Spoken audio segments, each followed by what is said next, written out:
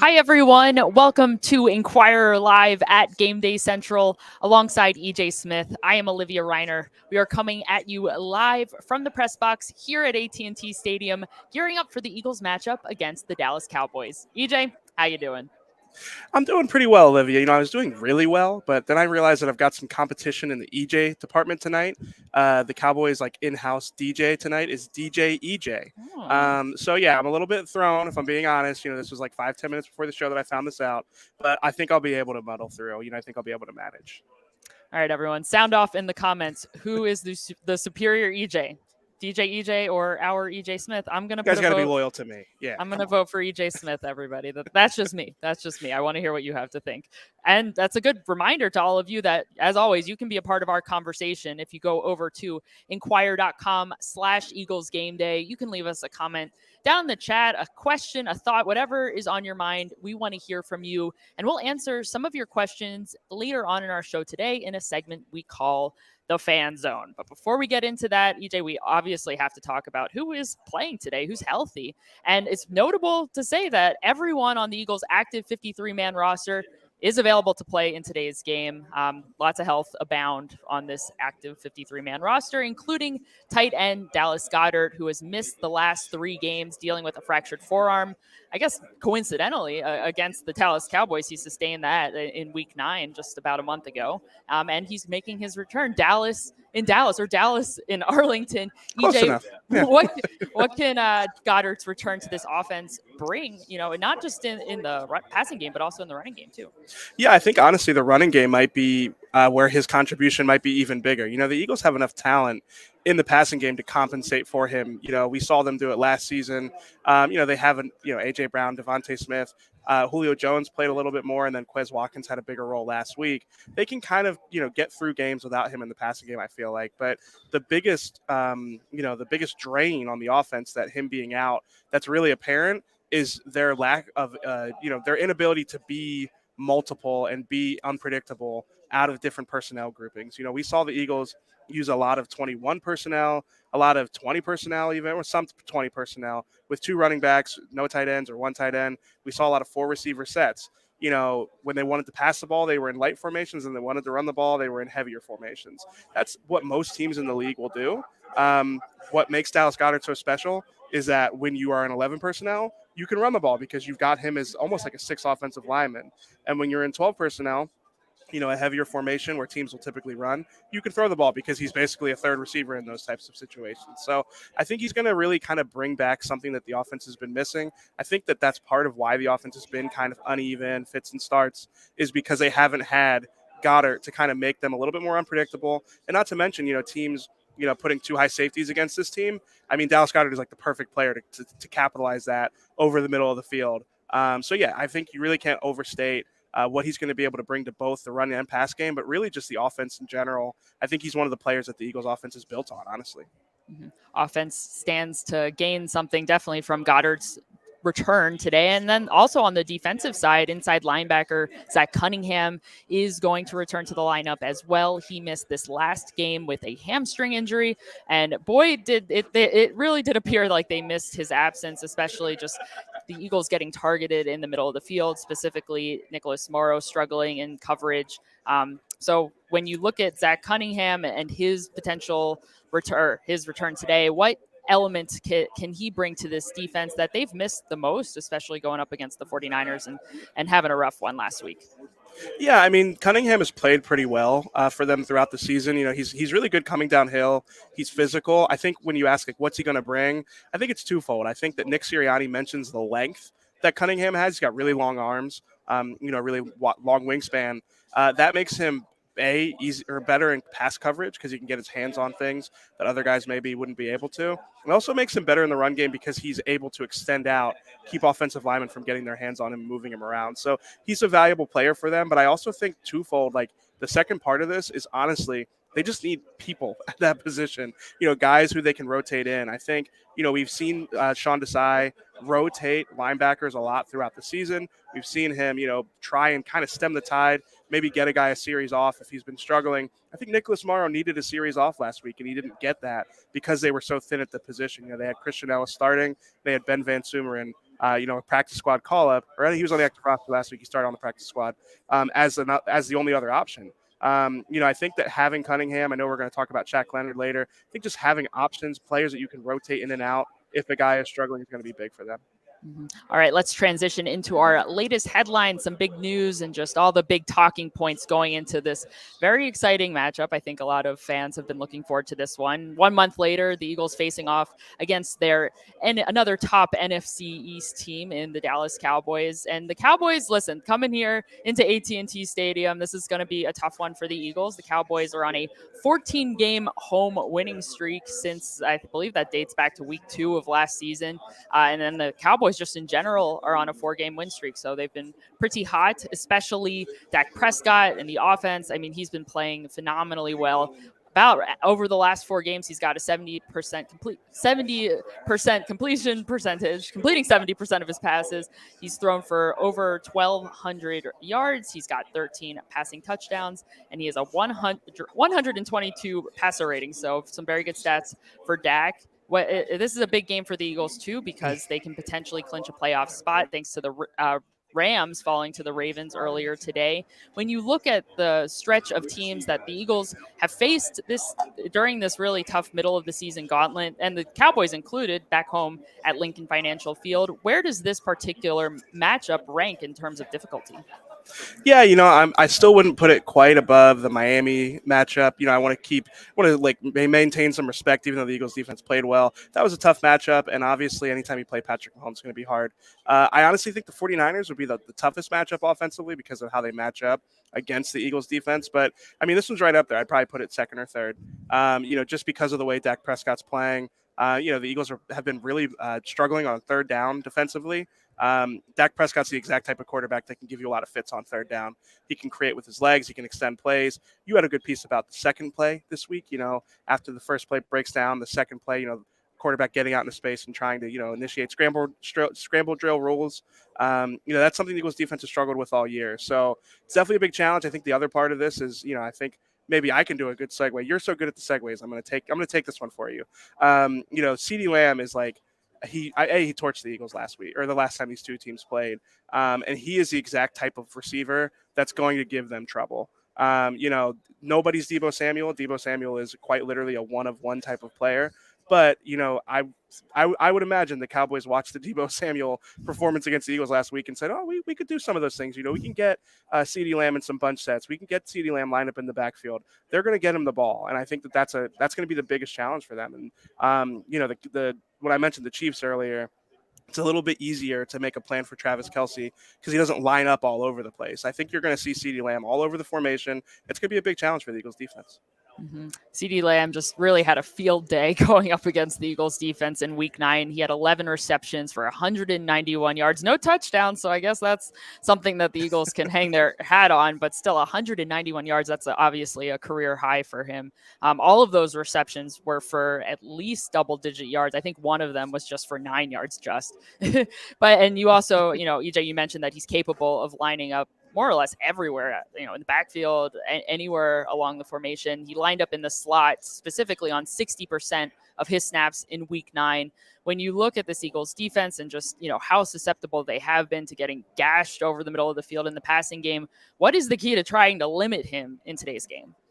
Yeah, I mean, we've seen the Eagles have success against elite wide receivers like Tyreek Hill. I mentioned Travis Kelce. It's a little bit different, obviously, like I just said. But, I think that they have shown a willingness to double team a player when they're lined up in those spots. I don't think it's always going to be that simple with the Cowboys because, again, they're going to put him in so many different places. You saw them struggle against Deebo Samuel. But I think the 49ers are a little bit more of a challenge because of how the players they have around Deebo Samuel. So I think you're going to see a lot of double teams on CeeDee Lamb when possible. I think Sean Desai has a track record of throwing a lot of different players at a star player on the other team. I don't think it's always going to be the same thing. I think you're going to see a lot of Bradley Roby. I think you're going to see, sometimes we have Kevin Byard over the top or Reed Blankenship over the top.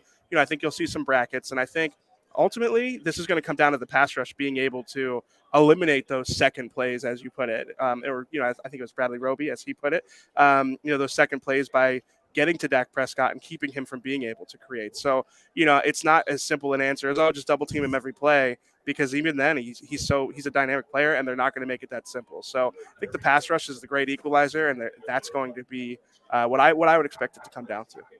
You mentioned Bradley Roby, you mentioned Kevin Byard, EJ. The Eagles defense has welcomed so many unfamiliar faces during the season. Lots of, waiver claims or free agent additions. In this case, the Eagles are going to be bringing in inside linebacker Shaquille Leonard for his first game today. He signed with the Eagles this week after reportedly also considering the Dallas Cowboys. So maybe he comes back into this matchup with maybe a little bit of something to prove. He also has dealt with some back issues over the last couple of seasons. So he isn't necessarily the player that he was right now earlier in his career. With all of that being said, EJ, what do you expect to see from Leonard, not only in today's game in terms of how much he's able to contribute, but also in the long run as he starts to get comfortable in this defense? Yeah, I talked to him, for an extended period of time earlier this week about, what it's been like coming back from these 2 back surgeries. And, I mean, it seems like his game is so predicated on speed and confidence. And I mean, those are 2 things that he's kind of lacking right now.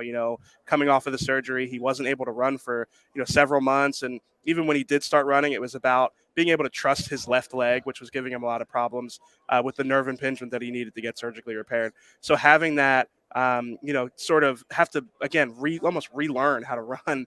I think that definitely would zap your confidence. But, as far as what to expect, I mentioned the depth earlier. I think that's really all you can really expect from him this early. He hasn't played in a couple weeks. I wouldn't expect him to be like Kevin Byard playing 100% of the snaps in his first game with the team. I think if, Zack Cunningham or Nicholas Morrow are having a rough series or 2, you might see him. I think they could have a package in for him, but I really do think I don't think it's going to be he's a main fixture of the defense. When you look at his credentials, when you look at, what he's been able to do throughout his career, you would think, man, the Eagles just landed like one of the best linebackers in the NFL. But, like you mentioned, he's not quite that player anymore. It remains to be seen if he will be able to be that player. I think that it's reasonable to expect that, having 2 intense surgeries like that might take you some time to recover if you ever do. And, I think that over the long term, there's a chance that he could, play better football than he did with Indianapolis. And I also think it's important to mention, he played 70% of the snaps with the Colts. He still played a decent amount.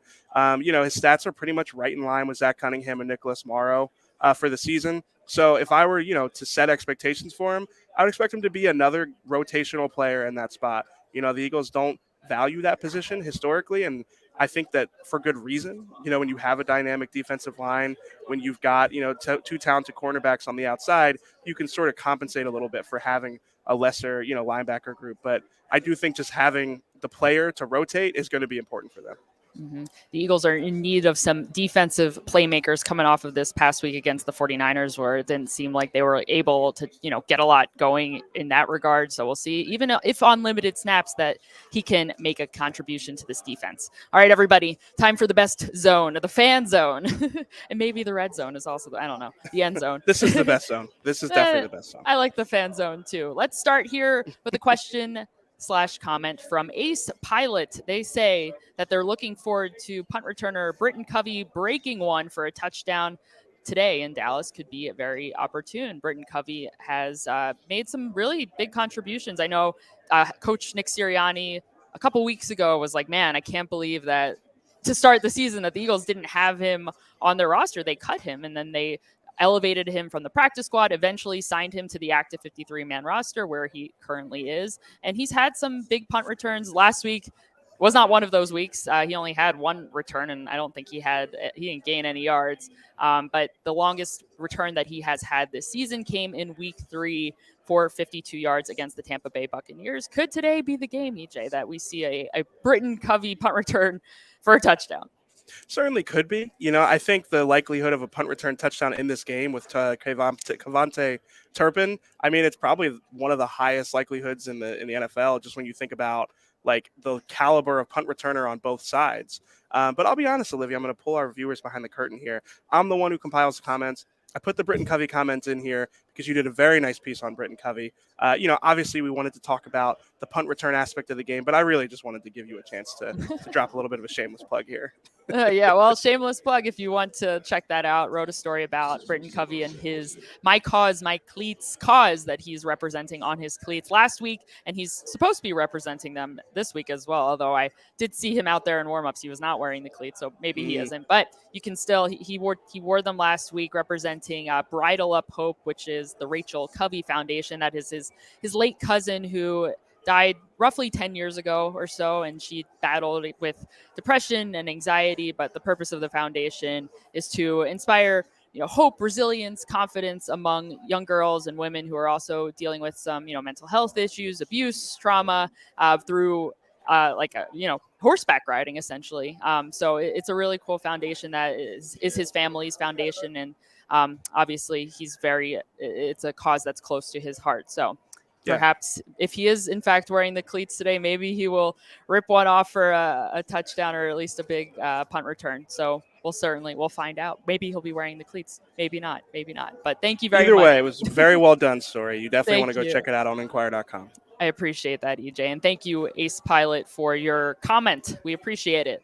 Let's move on here from D1995. They say, will Nolan Smith get more time on the field? This is, I feel like, the burning question that this person, you're not the only one to have had this question. I think this is something that we were wondering ever since, not even when Derek Barnett got traded, but he was inactive for the weeks leading up to his eventual trade. And perhaps we thought, okay, maybe Nolan Smith will get some more snaps. He'll get some more opportunities now as a factor outside, that Derek Barnett is no longer in the pecking order ahead of him. And if you look at the way that his snaps have broken down over the last 4 games, which are the games that Barnett was not here or was not playing, that nothing's really changed. He played 9 snaps week 9, 5 snaps week 10, 11 in week 11, and another 11 in week 12. So, I mean, more or less the same. I think technically last week was his season high, 19% of the snaps. What is holding Nolan Smith back right now?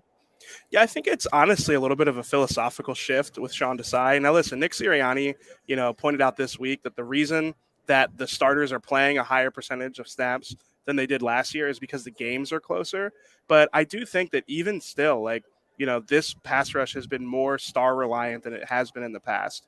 Injuries at defensive tackle have played into that on the interior, but on the edges, I mean, we're seeing more of Hassan Reddick and Josh Sweat than we're used to seeing. The Eagles have always been a team that likes to rotate 4 guys in those spots. And, they usually have a really healthy rotation where you're not always relying on your top guys because you want them to be fresh throughout the game. Now, listen, the Eagles pass rush has impacted games late, so it's not like these guys are out of gas in the fourth quarter. But I do think that adds up over time. I think that throughout the course of the season, you might expect a certain drop or a dip in production, which we're going to get to later.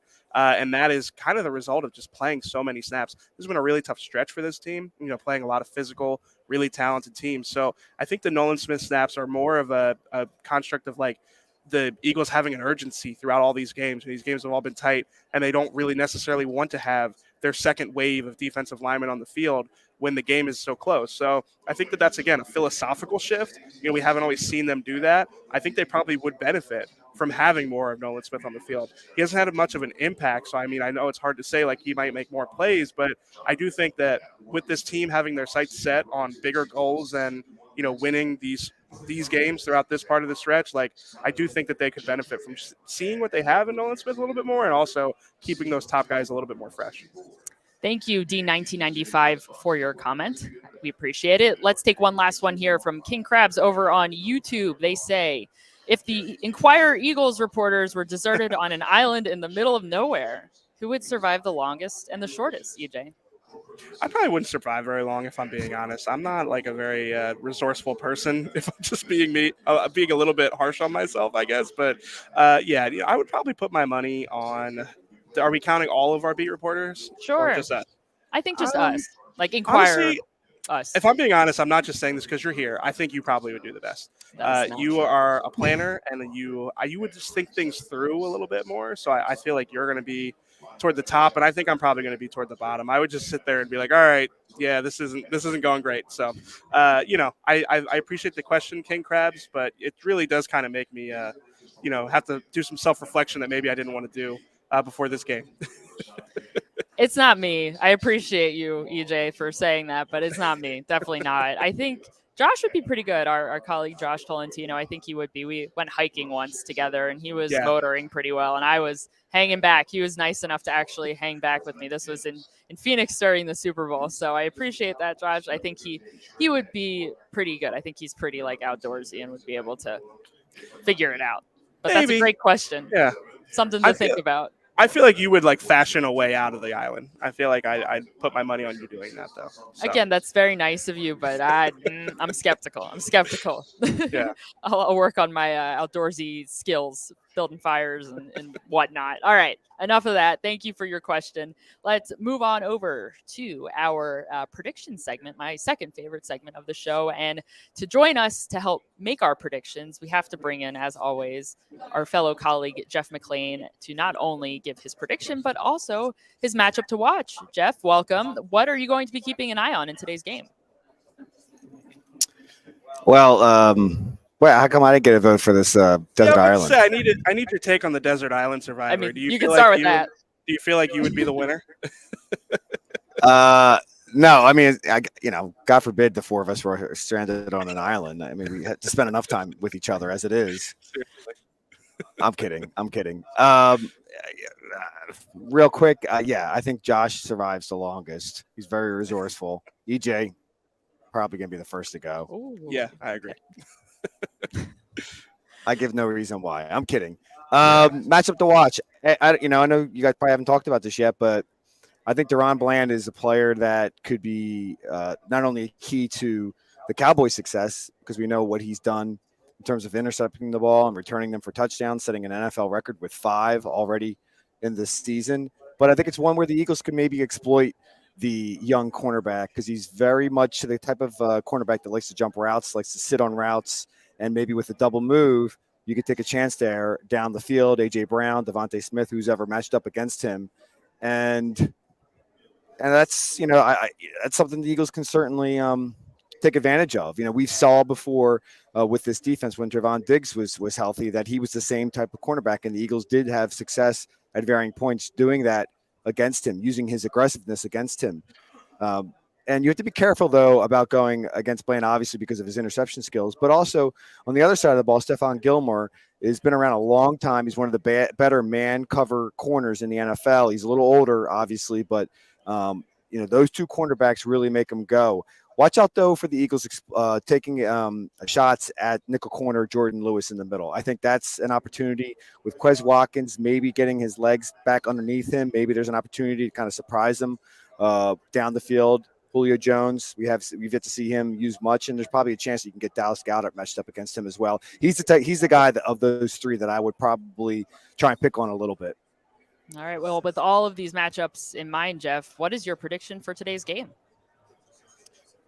Yeah, if the Eagles had beaten the 49ers last week, I probably would feel okay coming off really gutty win over a good team, that maybe this would be a game that they lose on the road. There's so much going against them. We all know about the 14-game winning streak for the Cowboys. We know the Eagles haven't won here in 5 years. We know that they haven't swept the season series since 2011. I picked the Eagles to lose last week against the 49ers. That happened. So now I'm kind of looking at it differently. I think this is a team that's resilient. I don't think it's a bad team. Yes, they got beat pretty good by the 49ers team last week, but I think it was a bad spot for them. They were tired. The 49ers are rested. I know the Cowboys are rested as well, but I think this team is resilient. It's better than a lot of people are kind of thinking based upon that last game. And I think you have to look at the bigger picture. And I think the return of Dallas Goedert, the return of Zack Cunningham at that linebacker spot, that should really buoy this Eagles team. So I'm picking them to win. A close one, high-scoring one, 34-31. All right. EJ, where is your head out for today's game? So I struggled with this one a lot because I still think, I agree with Jeff that I think the criticism of this team is maybe a little bit knee-jerk. The 49ers are a really talented team. I still think the Eagles are a really talented team. I think that the Eagles are good enough to beat any team in the league when they're playing their best, when they're playing a complete game. We haven't seen them do that, and I'm not sure, when that's going to come.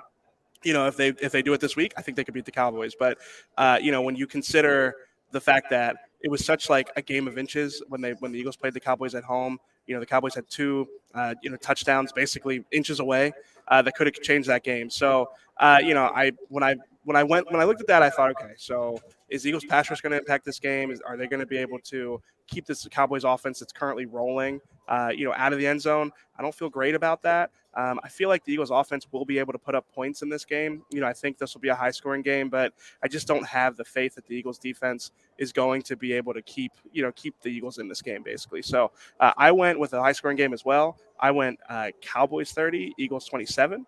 And listen, I mean, I picked these teams to split before the season, and I still feel pretty good about them splitting. And the Eagles will still be in a good spot if they do lose this game. Obviously not as favorable as if they would win it, but yeah, I went with the Cowboys in this one. I think that's going to be a close, high-scoring game. I took a similar line of thinking to you, EJ. I've got my final score 33-27, a Cowboys victory. My confidence is not with this defense. I have confidence in this Eagles offense to start to get back on the right track, especially with Dallas Goedert returning to the lineup tonight. But I don't feel great about this 32nd, the league's worst third down defense and the 29th ranked red zone defense going up against this top scoring offense of the Dallas Cowboys. I'm a little skeptical. Perhaps they'll prove me wrong.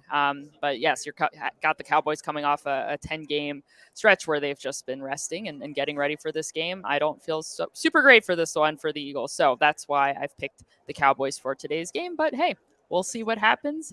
Jeff, thank you so much for joining us. As always, we really appreciate your insight. See you on the desert island, Jeff. Yep. Yeah, good luck with that. All right, let's transition into our Inquirer player picks. EJ, we've talked about a lot of players so far. We're going to be keeping our eyes on absolutely everyone, but who is maybe one of the players or position groups that you're really going to be focusing in on in today's game? I appreciate you kind of saying position groups in there because you knew where I was going. I like to cheat in this segment, and I'm just going to pick the Eagles pass rush in general. If they're going to win this game, it's going to be because that pass rush kind of plays up to the billing that we've seen them play at for parts of this season, but they haven't really done that so much this year or so much in this recent stretch. They've got 4 sacks since the bye week.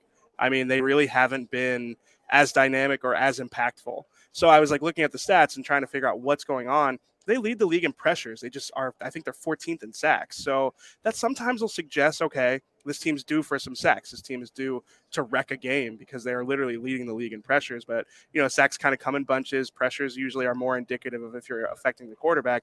But I also think it's almost like a commentary on the quality of play behind that pass rush. The fact that the linebackers aren't always in the positions they're supposed to be in, the fact that coverage isn't holding up. So I really think this is going to come down to if that pass rush is able to impact a game or wreck a game.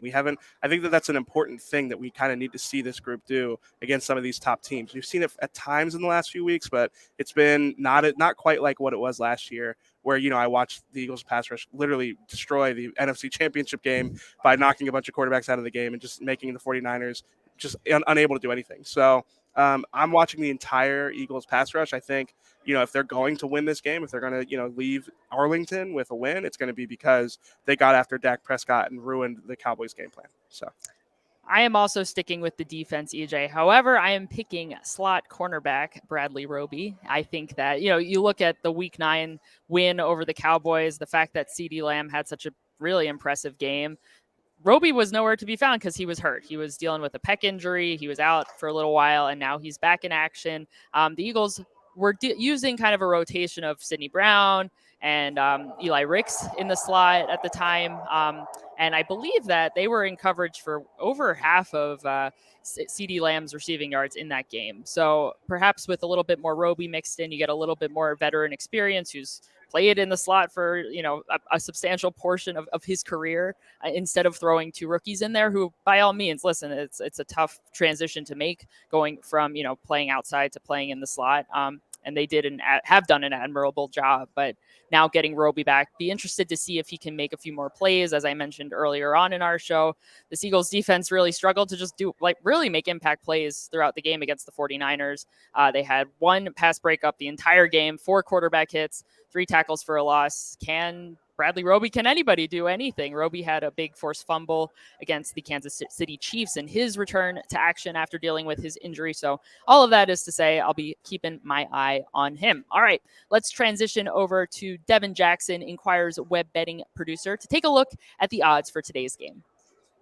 Hello and welcome to Philly Parlay. I'm Devin Jackson, here to give you the betting update for the Cowboys and Eagles' second matchup of the season. The Cowboys entered this game as 3.5-point favorites across all the sports books, but the Eagles, for the second week in a row, are the most bet underdog of all the NFL games this weekend at plus 145 at BetMGM. We'll jump right into the best player props for this matchup, starting with A.J. Brown, eclipsing over 100 yards receiving in this game.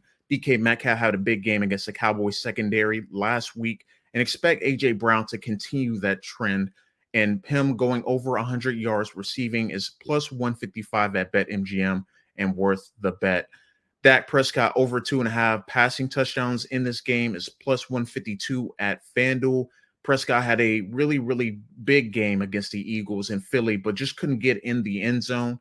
Over the last 4 games, Dak Prescott has thrown for 2 or more touchdown passes in each game. And I think that will continue against Philly, whose secondary is pretty banged up and hasn't played consistent all season long. CeeDee Lamb to score the first touchdown of the game is plus 600 at FanDuel. Worth another bet, especially if the Cowboys get the ball first in the game. The Cowboys will go down the field most likely. And if so, CeeDee Lamb will play a big part in that drive. So him plus 600 at FanDuel to score the first touchdown of the game is a bet that I like. And then finally, Jalen Hurts under 37.5 rushing yards is plus 118 at ESPN Bet. Jalen Hurts hasn't eclipsed 36 yards in his 2 matchups with the Cowboys in his career in Dallas. So I think it would be worth the bet to bet the under on his rushing yards, especially with him dealing with a nagging knee injury. Now we'll take a look at some of the betting insights for the Cowboys and Eagles.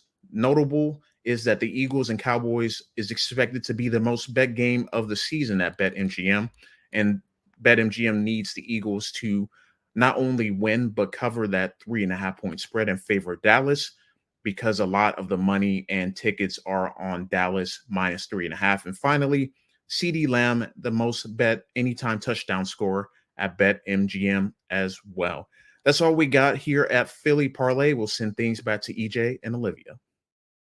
Thank you, Devin, for your insight. And thank you all for joining us for today's Inquire Live at Gameday Central. The party isn't over. You can stick around. Head on over to inquire.com/Eagles Gameday to follow along with us as we post and comment throughout today's game in real time from the press box. We'll see you there.